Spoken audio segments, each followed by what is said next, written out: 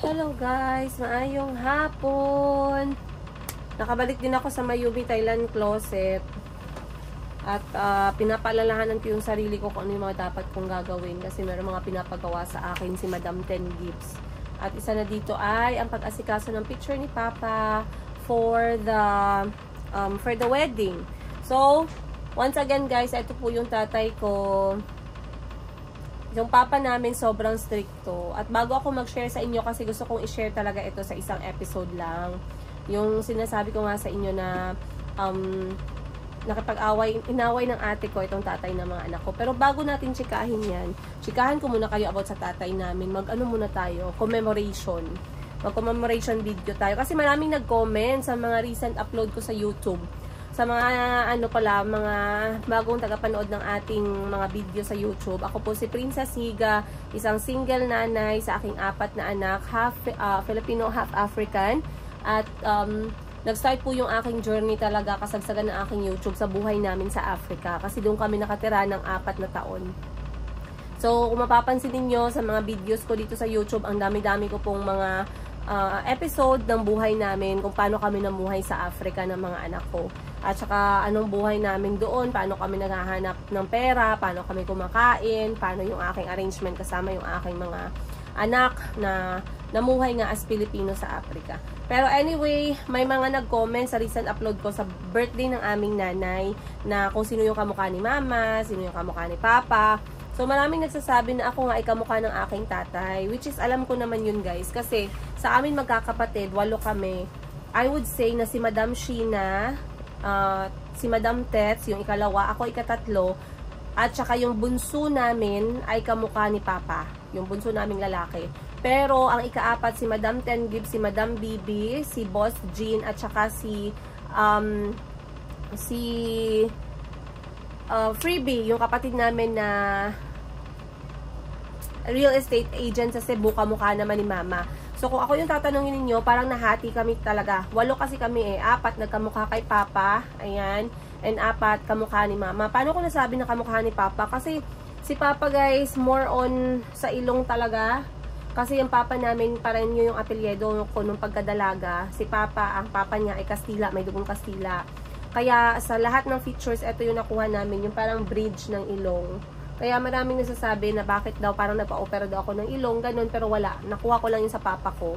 And ano pa ba? Yung kulay ng balat. Yung kulay namin na medyo brownish, kay papa din namin nakuha. Yung features ng kilay namin, yung shape ng ulo, kay papa din. Minsan yung pagka-stricto ko din siguro kay papa ko nakuha, no? Kay mama naman, malalaman ko kung kay mama galing is dahil sa kulay ng balat, medyo may kaputian, katulad ni Madam Ten Gibbs, si Madam Bibi, si Freebie, yung kapatid namin sa Cebu, at saka si Boss Jean. Nakuha niya yung mukha ng mama ko, pero sa kulay sa papa ko naman. I think ha. So, kung akong tatanungin ninyo. So, may nagsabi na kamukha daw sila ni Mama, kami naman kamukha, hindi namin kamukha si Mama, kasi kamukha namin si Papa. Okay? Ngayon, marami akong recent videos guys sa Facebook, sa Reels, kung saan sinishare ko yung mga memories namin kasama si Papa at kung bakit we are who we are ngayon, nga matatanda na kami. Kasi guys, to be honest with you, we grew up with fear. Takot talaga. Pag nakikita ko yung mukha ni Papa, ang naaalala ko talaga ng mga memories is takot. Kasi yung the way si Papa the way si Papa magdisiplina sa amin magkakapatid, nakakatakot guys. Sobrang stricto ni Papa. At si Papa ay big believer ng palo. Okay? So, lumaki kami talaga na nakatikim kami ng palo. It can be kahoy, it can be sinturon, it can be, ano si Papa parang martial law style ba? Parang ganun yung style ni Papa. Hindi siya gentle kahit na kami ay mga babae. Hindi niya kami pinalaki na ganun, soft. So, ako, ang mga memories ko talaga kay Papa, etong pagkumuha ka ng gamit, mga ginagamit sa bahay, ibalik mo kung saan mo kinuha. Yan, unang-una yan. Ikalawa, yung dapat nakauwi ka na ng bahay, bago pa lumubog yung araw. Lahat ng consequences ng policy ni Papa sa amin, magkakapatid guys, palo po ang katapat kapag hindi nasunod. Wala pong pag-uusap na naganap. Isang beses lang po siya nagsasalita. Okay? Number 3 is, marunong ka dapat magluto sa murang edad. So, 5 years old pa lang, talagang pinapating. Hindi kami tinrain. Tinatabi niya lang kami dun sa may dapog, ang tawag namin dyan. Dapog, yung saan nagluluto gamit yung kahoy that time. Tinatabi niya kami doon and then pinapapanood niya sa amin yung pagluluto. Kasi by the age of 6 and 7, dapat marunong na kaming magluto. At kapag hindi ka marunong magluto, pag pinaluto ka ni Papa tapos napalpak, kailangan mo ubusin yun. Ganun si Papa ka-stricto. Another thing, habang lumalaki kami, ano pa ba, sinanay niya kami na hindi humingi ng pera sa kanya. So, mostly talaga, si Mama talaga tinatawag namin, Ma, kailangan ng pera, Ma, may project sa school, Ma, may aamutan, Ma, pabiling neto, pabiling ganyan, Ma, gutom, Mama, lahat. So, pinalaki kami ni Papa ng pareha ng way ng pagpapalaki sa kanila. So, in-apply sa amin ni Papa yun. At yung laging sinasabi ni Papa, kami nga, bumabalik siya sa dating, buhay. So, instead paabante, paatras, gusto niya kaming umatras. So, yun yung hindi ko talaga maintindihan growing up. At hanggang ngayon, hindi ko pa rin siya maintindihan. At kung buhay lang si Papa, I would ask him why. Kasi bakit niya kami laging pinapaatras ng mindset. So, for example, nasa elementary kami noon, parang grade 5, grade 4, marami akong project. Pagka nahingi ako ng pamasahe kasi umuulan, kailangan pumunta ng eskwelahan, hindi siya magbibigay kasi daw, binabalik niya yung usapan na kami nga, nung kami nag-aaral, ilang bundok ang tinatawid namin, wala pa kaming baon, matutulog pa kami sa bukid, hahanap pa kami ng saging. So, tumataas yung ganyan lagi. Talaga guys, to be honest with you, you might think na it's like a movie, pero to be honest with you, laging ganyan po yung senaryo nung lumalaki kami. Nung nagdalaga naman kami, alam naman ni Papa na syempre, babae, may mga jowa bells, may mga nanliligaw. Yung policy naman ni Papa is, wala akong pakialam kung merong manligaw sa inyo, pero yung rule lang is ayokong makita kayo sa kanto, or sa labas ng bahay, or sa ilalim ng poste na madilim, or sa likod ng bakod ng kaninumang bahay dyan. Ayaw na ayaw ni Papa. Again, si Papa ay isang salita lang. Pag sinabi niya isang beses, hindi na nauulit yan. Pag hindi ka sumunod, palo yung katapat. At when I say palo, guys, hindi po palo na, hindi palo na magaan. Palo po na parang gusto mong lumayas pagkatapos. Ganun kasakit na palo.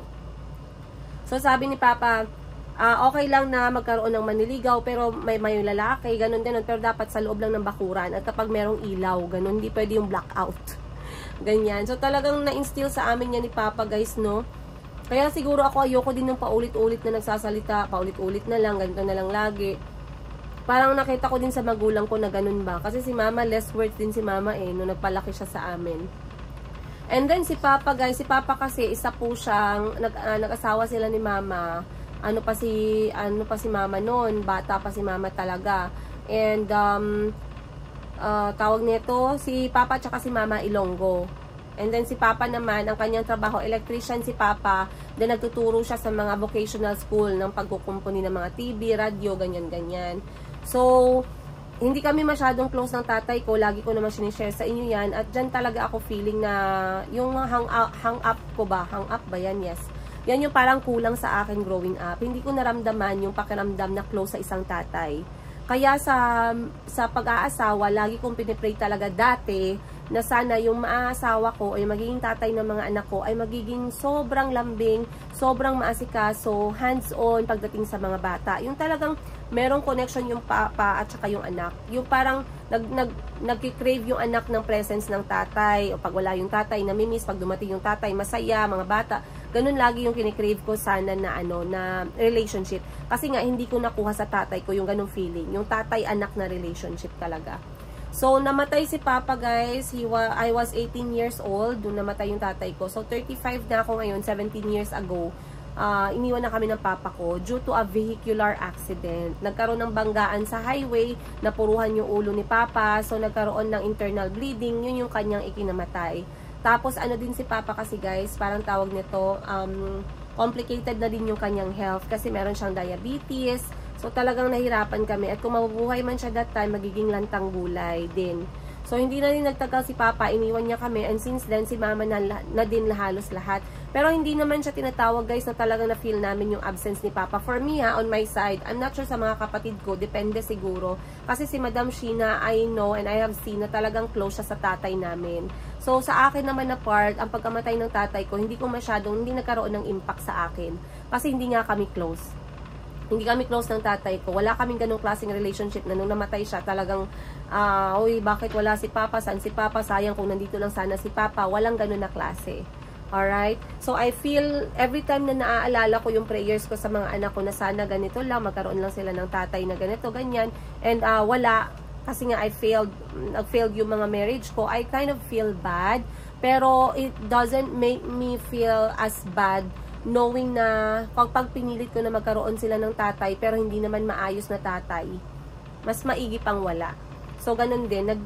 Nagkumakalma din naman yung aking puso at isipan. So, anyway, recently nga, ayan, tapos na tayo sa pagchika ko sa inyo about sa aking tatay. Bali, ipiprint ko siya sa maliit na locket and then isasabit siya sa bouquet ni Madam Ten Gives during the wedding. So, that is my assignment. Kailangan ko na yung gawin. And speaking of tatay, etong ang aking ate, at actually itong eldest sister namin, si Madam Sheena, talagang dati pa siya guys, na nasasaktan talaga pag nakikita niya kami at ng mga pamangkin niya, si Chico, si Calvi, si Kahil, si Mayumi, na ganyan nga tinuring ng tatay. Yung parang hindi mo ba nakita yung importance, ganun. So nasasaktan talaga yung ate ko. At alam ko, yung ate ko kasi guys, galit yan, galit talaga siya sa tatay ng mga bata. Pero hindi basta-basta lumalabas yung galit niya. May mga moments lang, may mga oras lang, may mga panahon lang. Lalong-lalo na kapag nakikita niya kami ba, yung ako, mga bata, tsaka ako pag masyado ako napapagod, nagtatrabaho. Pag nakikita ng ate ko yan, yung hatred niya umaapoy talaga. So, I believe this is the second time na inaway ng ate ko yung tatay ng mga bata. And nagsabi naman siya sa akin na minessage ko yung tatay ng mga bata, sinabihan kong wala siyang kwenta. Ganon, direct to the point. So, sinabihan ng ate ko yung tatay ng mga bata, wala kang kwenta, alam mo may anak ka pero nakakatulog ka, nakakakain ka ng maayos, nang hindi mo naaasikaso yung mga bata, hindi mo pinapadalhan ng suporta. Talagang galit at sumbat. Like I said, merong iba sa atin dito guys, no? Baka may mag-comment sa inyo dyan. Naku madam, wag na siyang magmakialam. Baka may magsabi sa inyo ng ganyan. Ako kasi, I will not do that. Kasi, I will say that's the right of my sister, being that she is our eldest sister, being that she cares for me and my kids, being that she's always there for my children, being that she's standing not only as an auntie to my children but as a second mother, and she also provides for them anytime she wants, kasi wala namang bawal eh. Pag binilan niya yung mga anak ko ng something, pag nagbigay siya ng something, there's no say na hindi ko tinatanggap. So yung ate ko hindi talaga siya madamot pagdating sa pamangkin. So, eto nga, minessage niya yung tatay ng mga bata, guys. Sinumbatan niya. Ngayon, yung tatay ng mga bata, hindi naman ako nabigla sa reply niya. Kasi nga, ilang beses ko na yan nakita sa kanya, na every time na gusto mong pag-usapan yung mali, or i-erase mo yung mali na ginagawa niya, or sasabihin mo yung cause kung bakit nagkaroon ng ganitong reaction, or ganitong effect, or ganitong decision, yung reply ng tatay is more on being, defensive, mahaba, parang story, parang libro, na hindi nakafocus dun sa point ng isang tao or ng ate ko. So, yung point ng ate ko, isuportahan mo yung mga bata, kasi paano ka nabubuhay paano ka nakakatulog, ganun lang yung hinihingi ng ate ko, yung tanong ng ate ko. Pero yung reply, sobrang haba, that is out of the point already. Sobrang haba na hindi nasusolusyonan o hindi nasasagot yung tanong ng ate ko. So, I am not surprised kasi I've already had that kind of scenario during the course of my marriage for like 3 to 4 years. Laging ganun eh. Kapag may problema akong napansin o may nakita akong something wrong na kino-call out ko, hindi nasusolusyonan yung kino-call out ko. Instead, nagkakaroon ng mahabang defense na may kesyong ganito yung philosophy, dapat ganito mo siya intindihin, hindi, depende kasi yan kung paano mo siya titingnan, ako kasi ganitong klaseng tao ako, alam mo naman, ganon lagi yung lumalabas. Hindi ko sila masuportahan kasi kulang yung sahod ko ngayon, pero pinipilit ko mag-ipon, next month magpapadala ako sa kanila, hindi ganon ang sagot eh. So laging lumalabas sa topic. And that is already the second time na kinausap siya ng ate ko at laging ganun yung scenario. So sabi ko sa ate ko, hindi naman ako nabigla. Hindi ako nabigla. Sabi ko, ganun talaga siya eh. Kahit nung mga beses na nahuli ko siya, kahit nung mga beses na ako mismo yung kumausap sa kanya, before pa yan, kinausap ko siya na yung mga bata, ang kailangan ko lang sa'yo, suportahan mo lang sila. Wala naman tayong dapat pag-usapan, wala ka namang kailangan suportahan sa akin, kaya ko naman yung sarili ko. Pero yung mga bata, regardless hindi mo pabor para sa akin yun. Hindi mo ako ginagawa ng pabor. Ang pag-susuporta mo sa mga bata ay hindi pabor para sa akin, kundi responsibilidad mo as tatay ng mga bata. Okay? Yun lang yun. And pagka-email ng ate ko, edi syempre nag-exchange sila ng email, ay ng message pala.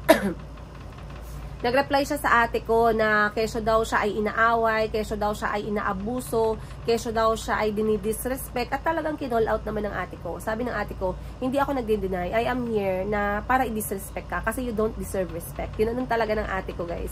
At the same day, I believe the same day, na-feel ko yung galit ng ate ko. So, nag-email ako sa kanya, kasi nasa spam yan siya, nasa spam folder. Nag-email ako sa kanya, sabi ko, ako'y nagtataka talaga. Paano ka nakakatulog sa gabi? Ganun naman yung email ko. Maliit lang, guys, para mga 3 sentences lang. Sabi ko, alam mo, sa araw-araw, sabihan nyo na ako ha, i-judge nyo na ako all you want ha, bahala na kayo dyan. Pero sinabihan ko talaga siya sa araw-araw na gagawin ng Diyos. Sa araw-araw nagigising ka. Sana ay mahirapan ka. Sana ay magkaroon ka ng challenge. Sa pang-araw-araw na ginagawa mo, sa lahat ng bagay na ginagawa mo, hanggang sa tayuan mo ang responsibilidad mo sa mga bata na inosente, sa mga bata na tatay ka eh. Paano mo nagagawang ganun? Yun lagi yung ano ko, yun lagi yung tinatanong ko. At lo and behold, nag-reply naman siya, guys, pero ang reply niya, 3 magkakaibang email na mahahaba. So, sa lahat ng email na yun, na isang A4 siguro, pag print mo yun, wala doon, guys, yung tinatawag na susuportahan ko sila, ganito, ganyan. Walang ganun na usapan yung doon tayo sa doon tayo sa figure. Doon tayo lagi. Kasi sabi ko sa kanya, pwede nating pag-usapan kung saan ka komportable, saan ako komportable. Mag-meet tayo sa gitna. Yun lang yung gusto kong pag-usapan. Ayoko nang pag-usapan yung nagawa mo dati, nagawa ko before, ang desisyon ko ngayon, desisyon mo noon. Ayoko na yun. Ayoko na talaga. And then, mas pinapalabas niya kasi na naging single mom ako kasi kasalanan ko. Laging ganun yung lumalabas. So, talagang sa ulo ko talaga, ay naku, hindi talaga ito magbabago. Talagang ganito na talaga. May problema talaga eh. Ganon. So, minsan sinabi ko sa inyo na may mga simptomas ng isang narcissist. Ayun. Pero maraming nagko-call out, maraming din nagbabash, nag-hate sa akin na bakit ko daw sinasabing ganon, eh hindi naman daw na diagnose, ganyan-ganyan. Sintomas is sintomas, bahala na kayo kung ano sabihin niyo, pero yun yung mga behavior na nakikita ko. And sabi nga niya, kasalanan ko daw kung bakit ako naghihirap ngayon, or kasalanan ko bakit ako single mom. So, imagine guys ha, doing something or nag-decide ka para sa'yo at sa pamilya mo, sa mga bata, sa mga anak mo, nag-decision ka dahil mali na yung pagtrato or mali na yung ginagawa sa'yo, mali na yung mga bagay na ginagawa sa'yo, pero ang isasagot sa'yo is kasalanan mo kasi pinili mong makipaghiwalay. Ganun ang nangyari. Kasalanan mo kasi pinili mong maging single. Ganun lagi ang nangyayari. So, sabi ko, wala talaga. This is a hopeless case talaga. So, iniwan ko na, hindi na ako nag-reply actually guys, basta yun lang yung sinabi ko na, yun lang yung sinabi ko sa kanya, yung unang email ko lang talaga. Kung ano man yung reply niya doon, hindi na talaga ako nag-reply. Kasi nga, wala na eh, it doesn't make sense na eh. Saglit lang guys ha. Ayan. So, ang huli naman doon, sabi niya, ang huli niya namang email sa akin, hinihingi niya naman yung aking contact kasi nga pag-usapan doon namin ang bata. Wala naman kaming dapat pag-usapan pa eh. Kasi ilang beses ko na siyang sinabihan na kung gusto mong pag-usapan natin yung bata, abay pag-usapan na natin. Huwag na nating isama yung mga desisyon ko bakit ako naging single pag uwi namin sa Pilipinas kasi gusto niya bumalik kami ng Africa dahil doon daw sa Africa ganito, ganyan. Marami na siyang sinasabi and then sabi niya, bakit daw mas pinipili ko yung pamilya ko dito, yung mga kapatid ko kaysa sa kanya na magiging tatay ng mga anak ko or tatay ng mga anak ko. Bakit daw, alam mo yun, yung parang dapat mas pinipili ko daw na magkaroon ng tatay yung mga bata kaysa magkaroon ng mga auntie. Parang ganon yung sinasabi. So, ako kasi guys, to be honest with you, wala na talaga akong balak na whatsoever. I am already happy and satisfied kung nasaan kami ngayon ng mga anak ko. Kung nasaan ngayon yung standing ng relationship ng puso ko, masaya ako. And I am considering myself as a single mother, regardless of my last name. I am considering my mother. I am considering myself as not in any relationship. I am not in any relationship. Not wife, not girlfriend, not whatsoever. I'm not. For me, I am a single mother business woman, content creator. Yun lang guys, ang sinasabi ko talaga, yun lang. Wala akong any kind of relationship with anyone. I'm a boss, I'm a friend, I'm a sister, I'm a mother, yun lang talaga. But I'm not a wife, nor whatsoever, girlfriend, whatnot. Wala talaga. So ngayon sabi ko sa ate ko, hindi ko talaga sinabi ng ate ko na ate, kalmahan mo lang, ate, bakit mo minessage? Hindi ko talaga yun yan. Kasi deserve ng ate ko deserve ng ate ko na magalit. Deserve ng ate ko na magmura. Deserve ng ate ko na i-disrespect siya. I don't care what he deserves mangyari na ang mangyari sa kanya kasi in the end, the fact remains na hindi siya sumusuporta sa mga bata. The fact remains that every single day, every single hour of the day, I am the sole provider of my children. Provider of my children. Ayun. So, anyway, yun nga, hindi naman alam ni mama no, na ganito nangyayari. Hindi alam ni mama na may mga ganitong klaseng senaryo kasi hindi naman kailangan. Ayaw na namin i-stress yung nanay namin. Tsaka si ate kasi, like I said, since exposed kami sa kanya, exposed yung mga anak ko sa kanya, nakikita niya lahat. Tsaka alam niya yung mga trabaho ko, alam niya paano ako naghahanap buhay, naghahanap ng pera and everything. And the good thing is, alam ng lahat ng mga nanonood sa storya ng buhay ko na I am really a hardworking woman. Kasi dati pa lang, sa Africa pa lang, nakikita ninyo kung gaano ako ka-hands-on, gaano ako walang arte, gaano ako magbakbakan, maghanap ng pera, no? Kaya alam ko ngayon, talagang hindi kayo nahihirapang intindihin yung sitwasyon. Right? So, hindi ko makitaan, guys. Hindi ko talaga tanggapin ko na siguro talaga na wala na talagang siyang gagawing maayos para sa mga bata. Kasi sabi niya, kahit balik-baliktarin ko ang mundo, tatay talaga siya ng bata. Ay, hindi ka talaga magiging tatay ng mga anak ko at hindi ka talaga nila maaalala dong. Huwag ka talagang mag-expect dong na maalala ka nila dong. Kay, nako, ngayon pa lang, inasabi ko na sa'yo na lahat, walang lumalabas na pangalan mo dito. Kasi lahat ako magkasakit yung mga bata, gutom yung mga bata, ganyan. Pero anyway, I'm not making my case special kasi alam ko marami naman dyan sa inyo yung ganito din yung nararanasan or baka yung iba mas sobra pa. I'm just sharing this with you guys para ma-realize ninyo na marami tayo na ganito. Pero marami din tayong ways ng pag-handle ng challenge at stress natin sa buhay. It depends sa inyo kung paano nyo siya i-handle. It depends sa inyo paano nyo siya harapin. Pero there's nothing wrong with that. Some things in life, they really fail. Ayan, hindi naman, we cannot win everything in life naman At least, the good thing is na sa akin lahat ng mga anak ko at alam ko araw-araw okay sila. Alam ko araw-araw nabibigyan ko sila ng pagmamahal na kaya ko. Alam ko araw-araw nakakakain sila ng husto, nabibigyan sila ng gamot pag nagkakasakit sila. Nabibili ko yung mga bagay na ikinakatuwa nila kahit mga simpleng bagay lang. At least, alam ko na nandyan ako para sa kanila as magulang. Ayun. So, once again guys, yung ate ko naman ay kumalma pagkabasa niya ng reply kasi nagre-reply naman siya sa ate ko, sabi niya kasalanan ko daw kasi pinili ko daw maging single mom. O diba, sana all kasalanan ko pa. Wag na lang natin pag-usapan yung kasalanan mo kung bakit ako lumabas sa pag-aasawa. Sabi niya ay tawag nito, kahit daw anong sabihin sa kanya, hindi naman daw niya i-disrespect yung mga kapatid ko. Wala naman siyang i-disrespect sa mga kapatid ko, guys. Anong sasabihin niya? I-disrespect na yung mga kapatid ko na bakit sila nung nandyan para sa mga anak ko? I-disrespect niya yung mga kapatid ko na maayos na tao? I-disrespect niya yung mga kapatid kong babae na magaling maghanap ng pera? I-disrespect niya yung kapatid ko na nagpadala ng pera nung na-stuck siya sa Manila dahil hindi siya makalabas, dahil wala ng pera pang-book ng flight. Saan niya banda titirahin yung mga kapatid ko? Wala talaga, guys. Kasi in all the course of marriage, at 3 to 4 years namin, puros respeto, pagmamahal, suporta ang binigay ng pamilya ko para sa kanya. Hindi lamang sa pera, guys. Kahit na umuwi kami dito talaga, asikasong-asikaso nila. Kasi nga, brother-in-law, tatay ng mga anak ko, asawa ni Princess, asawa ng kapatid natin, ayusin, respetuhin, mahalin, ganun lagi. Wala siyang maisusumbat sa mga kapatid ko, kahit ni konti, lahat hindi kasi kahit nasa Africa ako, nagpapadala yung ate ko ng regalo, nagpapadala ng regalo sa mga bata, pangkain ng mga bata kapag birthday nila, nagpapadala ng bulaklak sa akin pag may sakit ako or merong event. Hindi nagkulang yung mga kapatid ko regardless kung nasaan man ako sa mundo. Compared sa kung nasaan siya nung magkasama kami pero hindi niya man lang maprovide yung mga kailangan niyang iprovide as tatay ng mga bata. Like, once again, okay, fine, it already failed.